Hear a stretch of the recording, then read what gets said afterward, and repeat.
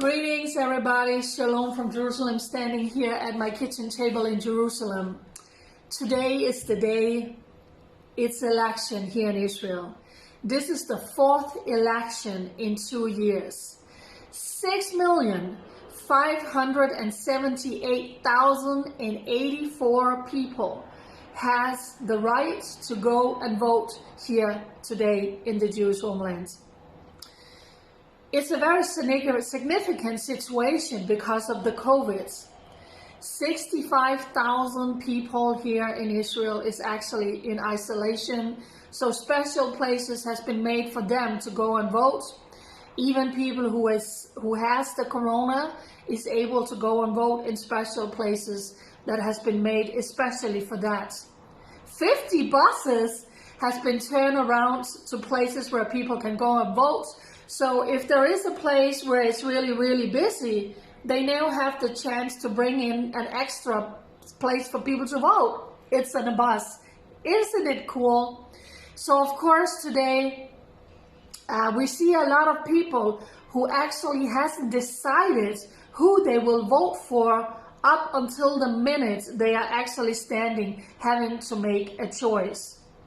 It has also come to, for many people, it's either for Netanyahu or against Netanyahu. Netanyahu has a very loyal base of people who is voting for him, who is voting for Likud. But there is also a lot of people here in Israel who is saying, you know what, it's time for a change. Netanyahu has been the Prime Minister of Israel for 15 years, the last 12 years straight. It's time for change. They want to change. They're talking about because of the trials that is against the Prime Minister, because of the way he handled this pandemic in Israel. They are saying it's time for him to go. Other people are saying, but we are voting for him because he brought the vaccine to Israel. He's bringing the vaccine here. He's going to bring the economy back. He's going to open up for Israel again. So it's all very interesting what's going to happen. The different camps are lying neck to neck. There's no question that Netanyahu and Likud is going to be the party who gets the most votes, but will he be able to form a coalition?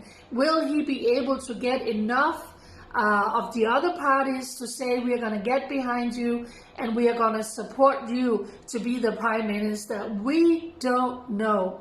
Another issue that's quite interesting is all the Arab votes here in Israel. For the last many years, 4 different Arab parties joined together in what was called the Joint List. And they have, last time, I think it was 16, they had a very good win. But we have seen a spike in murder and violence in the Arab societies, in the Arab communities here in Israel. And many of the Arab are out saying, you know what, the people we chose to represent us in Knesset, they are not doing a good enough job. And you have to remember, some of these people who has been in Knesset are supporting terrorists. They have been smuggling phones into terrorists in the Israeli jails. They are calling Israeli soldiers for murderers. They are supporting terrorism against Israel, some of them. So that fraction of those 4 Arab parties actually broke, and one of them left. The Arab party called RAM broke off this coalition, and they are running for themselves. So they could, if they actually get enough votes and are coming in, they have said, I am not ruling out sitting with Netanyahu. So there are so many different balls in the air that makes this election absolutely unpredictable. The person who's kind of standing with the Trump card is Naftali Bennett from the Yamina party.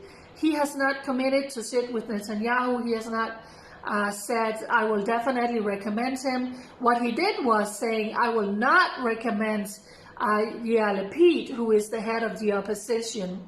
So all I'm going to say is, for all Israelis, you are back home after 2,000 years in your homeland, in your God-given land. You are free. Go and exercise your right to vote. It has never been more important. Go vote. And for everybody else, all the lovers of Israel around the world, pray for Israel. Pray for the right leader. Pray for the right government for such a time as this. It has never been more important. So, to sum it all up, more than 6 million Israelis have the chance today to go and cast their ballot, to go and vote for the person, for the party they believe will do the best for Israel. Go and vote. Jerusalem Jane signing off. I will keep you updated throughout the day. Thank you for standing with Israel for such a time as this. Bye.